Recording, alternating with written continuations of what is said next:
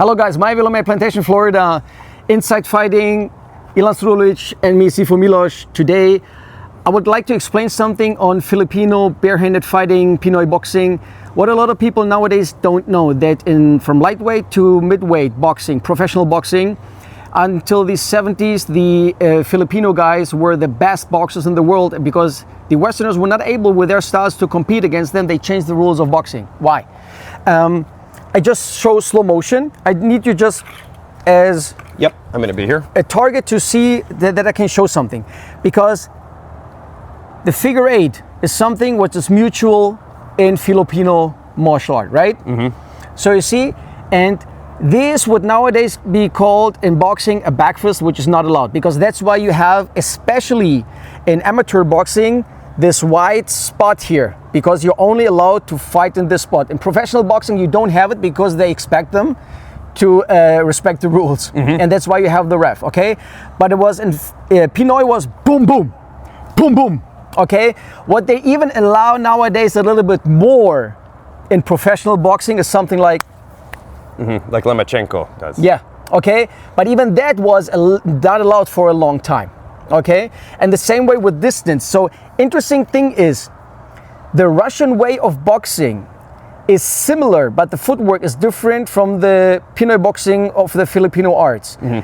So we were just talking about your rate system and what the philosophy of the box is in Latosa. They're very similar. Why don't you explain that so people understand? So it is very important. If my system would be technical based, that he launches strike A, I have to do defense B. He launches attack C, I have to have defense D, and on and on and on. And so only mathematically, it's not gonna work for me. So when I pay attention, I have to learn this block, but never gonna work. So that's why in Latosa Escrima, we say, we are covering our box, and the box ends where my arm is 75% or 3/4 stretched.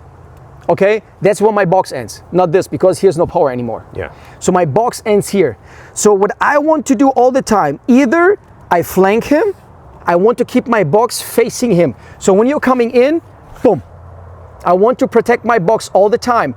And the strategy for striking, for attacking is, I'm constantly pushing my box forward.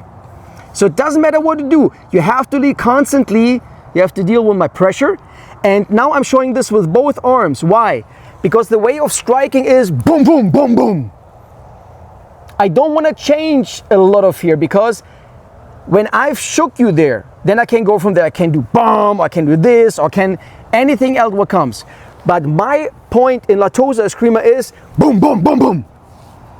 And you see the continuity. And I was just doing constantly punching, not even really fast, but you see, there is no way for you to do anything. No, especially with the way you cut the angle. Yep. And it's not like you're just cutting the angle, meaning you're not just going out and releasing pressure, because as you're cutting the angle, this is already landing. So I'm already being turned because of that. Then this is already coming in. And that slight angle change on camera might not show a lot, but in reality, you're my visual target. I'm stepping here. My visual target is now out this way. By the time I turn, you've landed 3 or 4 punches. Yep. That's not going to be a fun day in the office. So, and that's why we pay attention to the distance. It's a distance model. Yeah. It's a transition. So when I'm here, I let you do there whatever you want to do. Even if you think that you can kick, because when you can kick, I can lift my leg, whatever it is. Okay? It's okay? Yeah, okay. This is fine. This Okay. is it's actually just, I wear it at this point just so people hit metal. Okay, so for us, it's because the majority of people out there in the world, they are fighting with their upper limbs. Yes. And that's why for me it is important. He's not in my distance, he's not near my box. When he moves in, boom! Yeah. I push my box forward and try to punch. And what I like to do, I did a video about cross punching. We like to cross his arm, because I'm pushing my arm slightly towards you and you try to lift my arm. It's just coming forward more. And this is just physics. This is not something, a secret, whatever kind of technique. It's natural leverage of physics. That's why in Latosa Escrima, we don't like to punch. Yeah, because you're going to get clipped right there. Then I have to punch really like in boxing. Yes. That's the cover for my chin. Yeah. But when I don't do this, because we don't like to have this, because this weapon is now too far away, that's why we lower the elbow a little bit. Boom. Mm-hmm. I feel it. You see, we transfer this here to this. Yeah, that's a good adjustment. It's from here Yes. to here. So when I punch you, yeah, you see. I didn't even move. I'm just a professional at Latosa Escrima. That's very good. Because, and if you, yeah, I could see how, and with the philosophy of always keeping it there. And wherever I move, you replace this one with the other one. Yeah. Boom. Yeah. Let's do it again. I'm not going to tell you what I'm going to do. And this is just placed right here, and then that drives. Boom. Yep. Yep. Okay, I'm gotta get used to this down. Yeah, and always, yes, strike it to your box. Yes, and strike. Boom. Yes. Yep. You see, even when I try to catch you now. Yes, it's good for anti-grappling.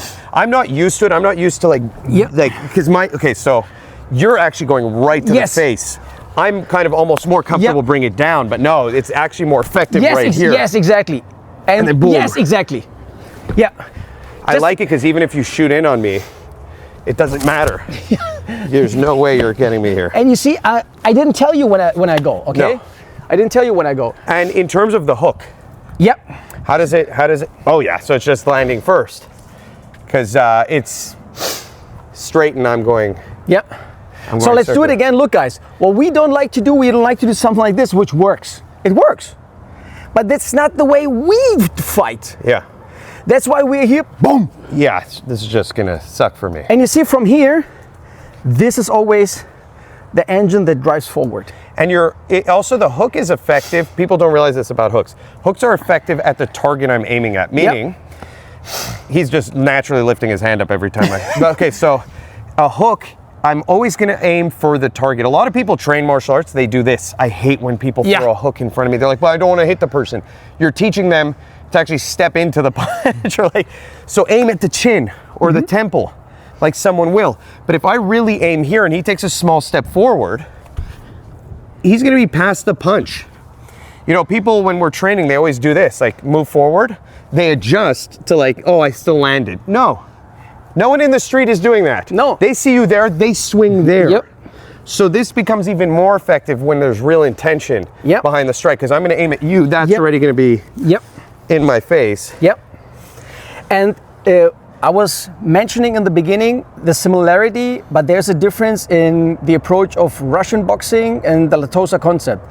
The Russians always want to be here. Yes. And when you come in, boom. Yes. So, boom, boom. You see? Yeah. And that's what they do all that. You see them all the time. This is how they move all the time. This is one of their, and this is why they have to practice in the park. Uh-huh. And they're super relaxed. Yes. Their shoulders, so it's always just moving in. Exactly. So everything, when you come in, even when you come in, they're like, boom. Yeah. And you could see Alexander Usyk was doing this a lot. This old Russian boxing, because they get trained. This is your fighting distance. And they actually punch very Latosa-like. I'm realizing that now. They have a very, almost, I used to say it was like a Sistema punch, like Russian boxers took from Sistema, so different than other boxing, but it is also very Latosa-like. And this is something, what I was seeing, the similarity, and for me it is always interesting, exactly like you.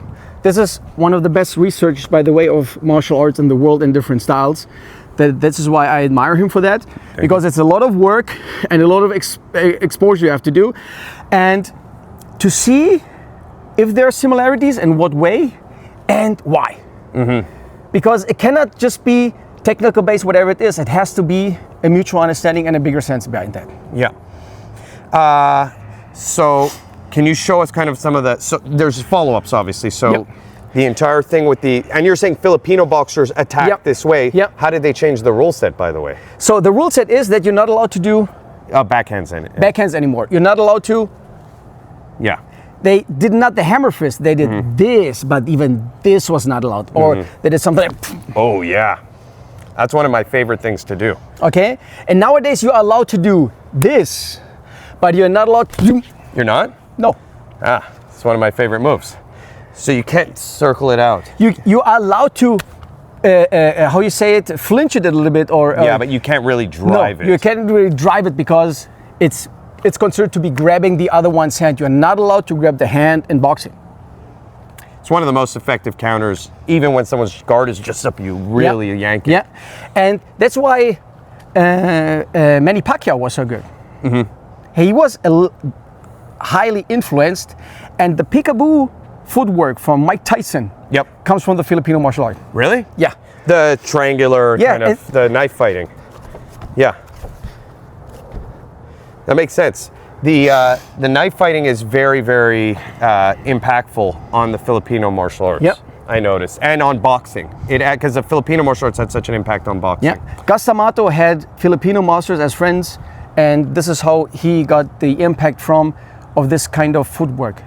It makes sense. The old put 'em up, and just squaring off and doing this, turned into, Guru Danny Nasanto says that it came from Filipino martial arts. The shift to this and the angles and moving and more parrying and because with a knife, if you attack me with a knife, I'm gonna have to be out. So that changes how boxing looks if you take it from the Filipinos who influenced it. So makes sense. Yeah, it was a little excursion into that. So there's a lot of teaching behind that you have to understand. We're just showing a surface a little bit of that. So I hope you like it. Ilan Sudovic, Inside Fighting, greatest channel on YouTube. Stephen Milos Drakovic, my Villa May, Plantation, Florida. Come and experience the best. Even better than the greatest channel on YouTube, which is Inside Fighting, than the greater channel on YouTube. Thank you.